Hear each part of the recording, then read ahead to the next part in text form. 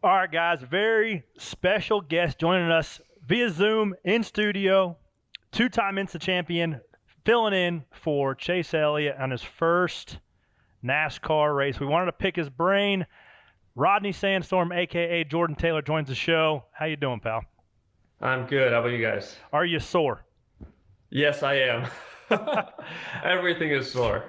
So let's back up before like the last 8 laps. How was your NASCAR experience prior getting there Friday? You had 50 minutes of practice to get acclimated, fourth on the charts, qualified fourth, I believe. You had a super strong car, dropped the green, ran well, and then all hell broke loose at the end. But what did you think before that? Yeah, I'd say like the lead up was all great. Obviously, Hendrick preps drivers super well. I knew there was a ton to learn, so I got a lot of homework. Wednesday, I went to the shop before the race, did some sim time, did pit stop practice, tried to learn all the protocols for pit stop procedures and those things, and went over some race strategy. And then yeah, basically thrown in right at the deep end. No proper testing beforehand, and then practice. I'd say I had one thing in mind that I thought the car would be like, and honestly, almost crashed in the carousel on my outlap. Almost wrecked over that big bump in turn one on my first time lap. And then yeah, kind of try to calm myself down and understand that this thing is a beast to drive, and yeah, got some speed out of it by the end of the session, but still felt relatively out of control. And then qualifying, yeah, the car felt completely different to me, but the speed came really easily, which was nice. And then, yeah, my game plan for the race was the guys were kind of telling me like toe links, side to side contact, you can break toe links pretty easily. So I was like, all right, it's a 3-hour race, I'll take it easy. Green flag drops, and it's just pure mayhem. And I'm dropping positions every restart because I'm being a little bit too cautious, trying not to have contact. And I got shuffled back probably too far. Early in the race, I made 2 mistakes driving wise, I'd say, that lost us some spots. And then, yeah, just the restarts kind of pushed me back each time. And I think once like that green white checkered trend started, I went back to begin with, and I somehow shuffled forward. And then on the last one, I think I was 11th. And then, yeah, I got shuffled back again. So it was hard to kind of figure out what was happening on the restarts, where to place yourself to kind of get through there cleanly. But yeah, definitely a big learning experience through the whole event. Now, I want you to name names here. Who hit you the hardest? I honestly have no idea because I would go into turn one and I'd be like, okay, I see who's like next to me, and then the spotter would be like, all right, you're in the middle 4 wide. I'm like, how the heck am I 4 wide? I thought there was only one guy next to me, and then like, all right, now you're 5 wide out of one. I'm like, holy smokes! And sometimes I'd come out of one, I'm like, all right, I passed a bunch of guys, I think, and then I'd be like, all right, you dropped 3 spots that run, and I'm like, I don't even know what's happening. And then you get to turn 8, someone smashed you in the back, you're offline for 9, then you get smoked into 10 and 11.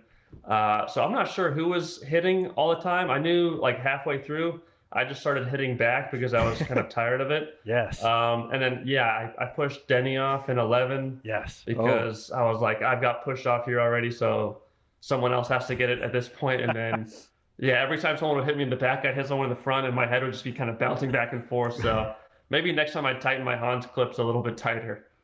What was different with the car versus what you expected? Because you've driven about every type of road racing car there is. What is different about a cup car? I mean, I've also driven the Garage 56 car, which was based off of this car. So I thought like that would be a good prep for me, but honestly, it couldn't have been any different. So like Jensen, Jimmy, and I have all driven that car, and we got out of the car after the first practice, and we all were like huge eyes, like, holy cow, that was a different experience.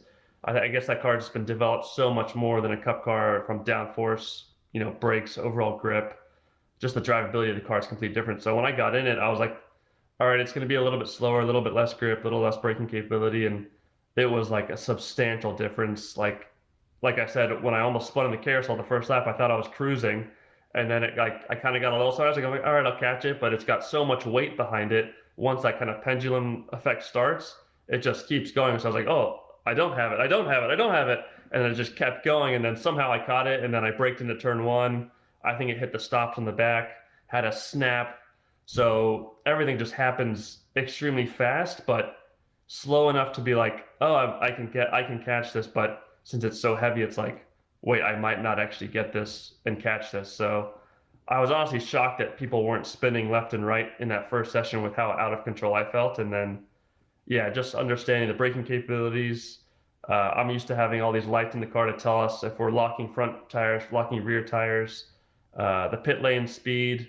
I'm used to like a cruise control button. That was a whole different thing to kind of nail and practice. So yeah, there were a lot of little details that I was just so worried about messing up before the weekend that kind of had me stressed. And those are only things you were able to really practice once the race starts. How do you digest that from your practice session and then go out and put yourself in the second round of qualifying and qualify fourth? Yeah, I mean, the car was obviously good. Obviously, like I think Kyle was in the top 10 as well in that first practice. I felt like I understood how to get lap time out of the car, but when I'd have those big moments in practice, I was like, I don't even know why I'm having these massive moments. So that's what put some fear into me for qualifying. Like I'm having these big snaps in like 2 and 6 in the carousel, and these big moments, like you'll lose a second. And when you go into qualifying, like Corey knows, you have one lap to do it to hopefully move on to the top 10 round. So I was just super stressed. Like I wanted to put in a good banker lap, but not take the huge risk in those corners that I was making mistakes. So we did our first lap, and I felt like, all right, I understand what this car is doing now. I feel in control. I understand what it's doing.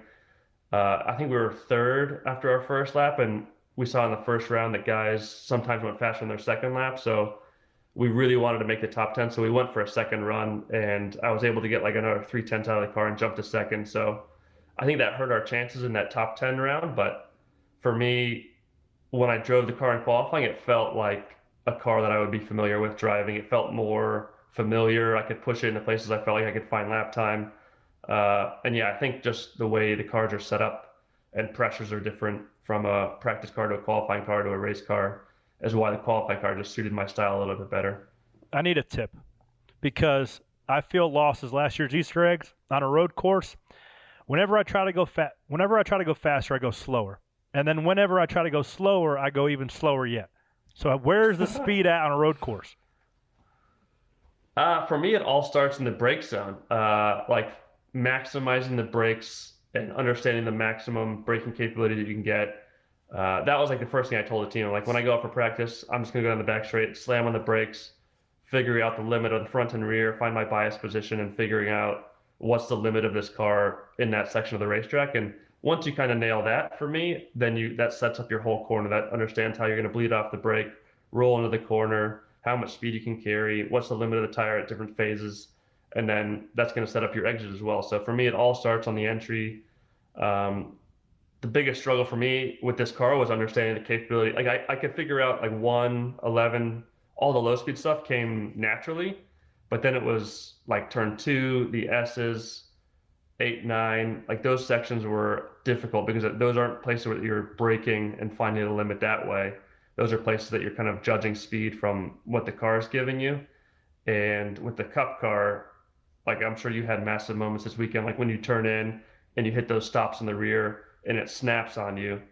Like that for me was a very hard thing to judge of how hard to attack. And yeah, I had the same thing. The harder I push on entries to some of those high speed spots, the worse it felt. And I was like, I tried to back it up, and using the GPS and the data that you guys use, seeing what other guys was doing, it seemed like if you back up entries to kind of the higher speed corners, it kind of helped set you up more for the exits. Do you guys have SMT?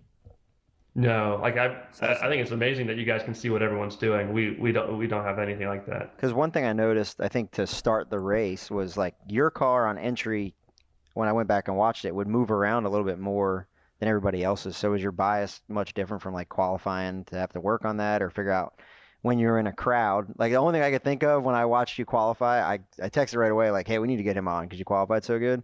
And then when I watched the start of the race, I thought about Rowdy Burns going, now go get your own car. We'll see how you do in a crowd. So I was like, oh, he's getting trial by fire right now. Yeah. So I didn't know what the difference was. Like when you finally got in the pack and the race started, judging your brake, your brake pressure on entry, because it did look like you were moving around a little bit more than some of the guys around. Yeah. I mean, I did feel way more confident by myself. Like every time things got stretched out in the race and I could kind of pick guys off, I felt like, and make moves that I'm used to making. It was always those restarts and those first full laps that I would kind of just get swarmed, I felt like, where I'd put myself in a position where like, all right, I'm going to defend this spot, and then something else would happen, and then I get swarmed a different way. So yeah, it was definitely a new experience. I think I would definitely use my racecraft a little bit differently had I have a chance to do it again, especially that first time lap. I felt like the first lap of the race when I was like, all right, let me settle in, not have any damage, was the biggest mistake I made, where I kind of got shuffled back into that mid pack. And I think once guys saw that I was shuffling back, they're like, all right, we're going to take advantage of that next time and next time. And that's kind of what I think was kind of our biggest mistake. I think there's where you go. 12th to 14th to like 24th is a hell of a place to make a living. In the Cup field. Corey's been living there. Well, you say swarmed. With every week I talk about it's the hornet's nest, because you get from like 8th to 23rd, and it's just a bunch of broke running all over each other trying to make a living. Well, I do it every week, and also it's like you're at a disadvantage too, because I know, and everybody else knows, I don't have to race with you at Richmond this weekend, right? So you have this target on your back. Even though you try to race clean, you're just going to get used up, unfortunately. But you brought this up, and I wanted to touch on it. If you get another opportunity, is there potential? And now you kind of understand the aggression level, the racing etiquette or lack thereof of the Cup Series on a road course. Would you want to do it again, and where would you want to do it? Yeah, I mean, when I got out of the car after the race, I told my brother, like, holy cow, that was intense. I don't know if I'd actually want to do that again. Because, like, my whole body hurt from just getting hit all the time. Like, every time I'd restart, I'd be, like, getting smashed in the head. My hands got knocked off the wheel. I thought I broke my hand at one point. I'm like, that was just a war out there. I don't even know what happened. And so, like, I was like, I wasn't even racing. I was just surviving. So, yeah, I think, like, looking back on the weekend now, like, I definitely want to do it again. I feel like I went in and I was very stressed over the whole experience, just because I knew what was going on. Like, I was filling in for Chase Elliott with a top car, a top team. We'd have so many eyes on us to perform, and I didn't really like enjoy the process as much as I should have. But I'm glad that I showed speed. I'm glad that I now know that I can drive a Cup car on a road course and get speed out of it. It's just the racecraft I wasn't ready for. So I think having that in my back pocket now, I can work on all those things next time. And even like going to the race, I wasn't sure if I'd be able to do a pit stop properly, hit pit speed, get penalties doing that. So I checked off all those boxes this weekend, where I feel like I can move on to another weekend and, just focus on my driving, focus on the race itself and those sorts of things.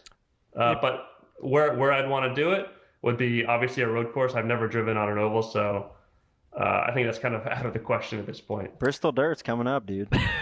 I think you can fit right in. That's your. I mean, there's only like really 4 guys that really know what they're doing at a dirt track, so you'd probably fit right in. Yeah, you'd be fine. If you had to pick an oval, though, like, I mean, you're obviously a NASCAR fan to be interested in doing this.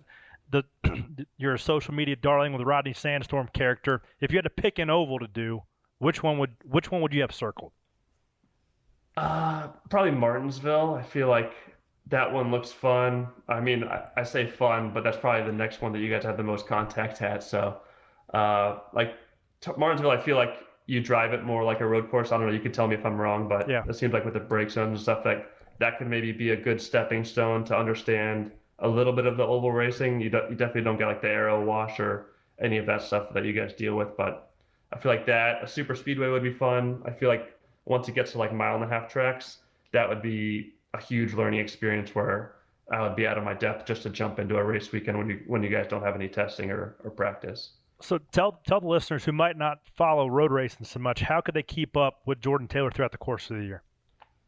Well, I'm on social media, Jordan 10 Taylor, but I race in IMSA. NASCAR owns, that's basically like the NASCAR road course racing series or sports car series. So that's Rolex 24 at Daytona, Sebring 12 hour. We race at Long Beach next week. Watkins Glen's another big one for us. So yeah, we often have some of you guys come over for our big one at the Rolex 24. So it was cool to kind of step on your guys' stomping grounds and see what it's like on your side as well. Are you running every NASCAR driver you see at the Rolex 24 next year right off the track now after this experience? Just you guys did it to me, I'm doing it to you. Yeah.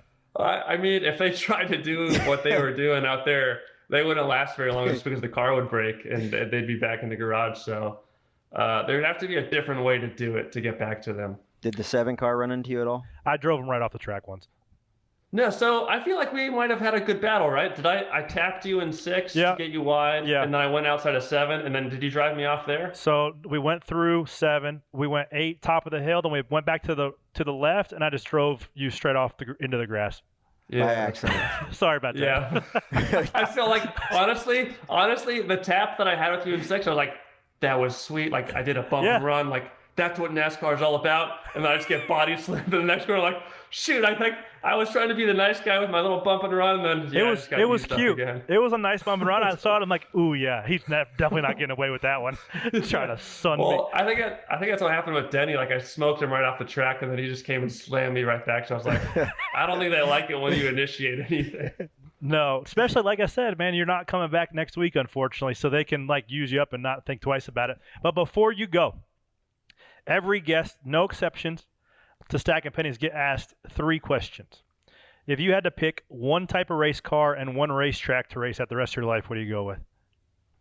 Oh wow, that's a difficult question. I would pick the Intrepid GTP car that my dad used to race in the early 90s, and I'd probably race it at Road Atlanta.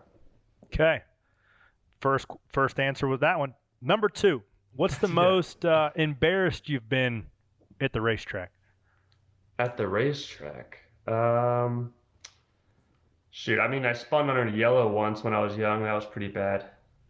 Spun under yellow? So did Kimmy's. Yeah. He spun out there in yellows today, or Did this he? past This weekend. weekend? He was right behind me. Yeah, there was, I don't know, Did he get on that dirt in turn 8? no, what's that was what's that crazy. long carousel corner? Yeah, like 16, 17, 18. Yeah, so we come off the corner and everybody was checked up because it was yellow, and he come off full bore and saw me checked up and just locked it and spun right out. Dang. Turn 8 with the dirt on it was crazy this weekend. And That the guys was like would miss crazy. it by like a tire length and spin out. That was Yeah. Oh, you couldn't miss. I mean, Dude, if you it got was your left on the crazy. curb and got into the dirt, you were just hanging off. Yeah. Question number 3.